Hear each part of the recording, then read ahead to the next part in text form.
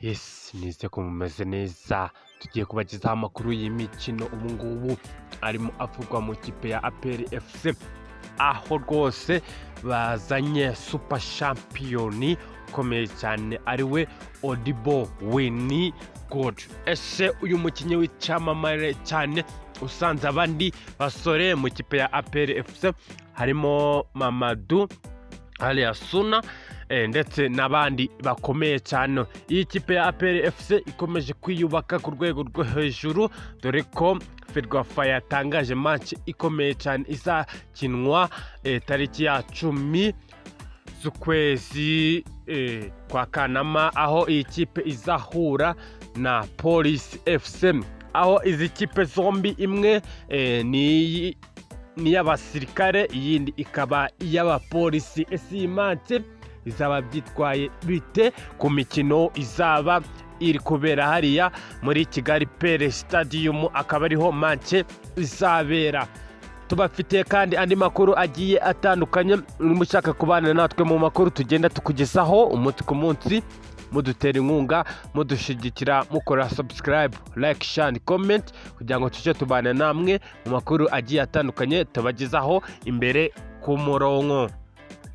Twanzika rero aho iyi kipe ya APR ndetse na Police FC, aho umupolisi azaba ari guhangana n'umusirikare. Ese bizaba byifashe bite muri Kigali Pele Stadium? Uyu mukino wa FERWAFA Super Cup washyizweho kuri Kigali Pele Stadium. Ishyirahamwe rya ruhago mu Rwanda FERWAFA ryatangaje ko umukino wa FERWAFA Super Cup uzahuza ikipe ya APR ndetse na Police FC uzakinirwa kuri Kigali Pele Stadium tariki ya 10 Kanama. Ibi ni bimwe mu biri mu ibaruwa iri shyirahamwe ryandikiye amakipe ku cyumweru tariki ya 28 Nyakanga 2024 riyamenyesha impinduka kuri uyu mukino.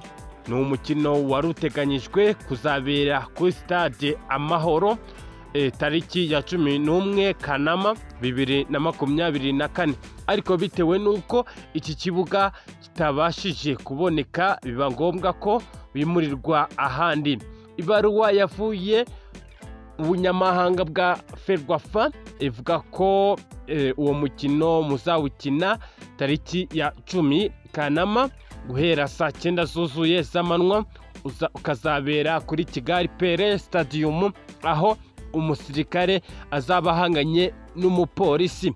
Iyi kipe ya APR ndetse na Police FC zikomeje kwitegura iyi mikino cyane ko ari nazo zizasohokera u Rwanda. Nyuma yawo ikipe y'ingabo z'igihugu ikazahita itangira kwitegura CAF Champions League, ndetse n'iya polisi y'igihugu nayo ikitegura CAF Confederation Cup.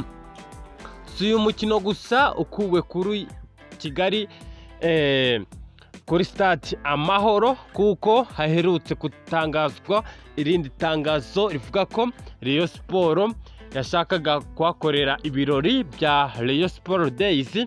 Yamenyesheje ko ibi bintu bitakibereye muri iyi stade, ngahubwo bizabera muri Kigali Pele Stadium. Ese ni igiti cyihishe inyuma kuri Kigali kuri stade Amahoro? Dore ko abenshi mukomeje kwibaza ikiri gutuma iyi mikino bagenda bayihinduranya bayivana muri stade. Ese byifashe bite? Andi makuru nuko Super Weapons yaje mu kipe ya APR uwo na wundi ni Odibo Godwin. Uyu ni umukinnyi ukomeye cyane, dore ko yasinyiye iyi kipe ya APR welcome rwose Odibo, dore ko agiye gukora ibintu bihambaye ndetse akazafashanya na bagenzi be, harimo Lamptey, akazamo Mamadou ndetse na Aliasuna, ndetse n'abandi bakinnyi b'ibyamamare bagiye baturuka hanze. Aba ni abanyamahanga rwose iyi kipe ifite ku rwego rwo hejuru. Iyi kipe kandi tubabwira ko ifite n'abafana hanze. Si ibyo gusa mu Rwanda irabafite ndetse no hanze naho ifiteho abafana rwose kabisa, dore ko iyo tugeze hariya mu gihugu cya Tanzania ho rwose usanga haba umwana, umusaza cyangwa se umukecuru bose bavuga ngo APR FC hejuru cyane kabisa. Nubwo ino TV7 ibagizaho amakuru yizewe kandi azira ibihuha, mu makuru y'imikino mu kipe mukunda mwese ariyo kipe imwe rukumbi hejuru cyane rwose kabisa, APR FC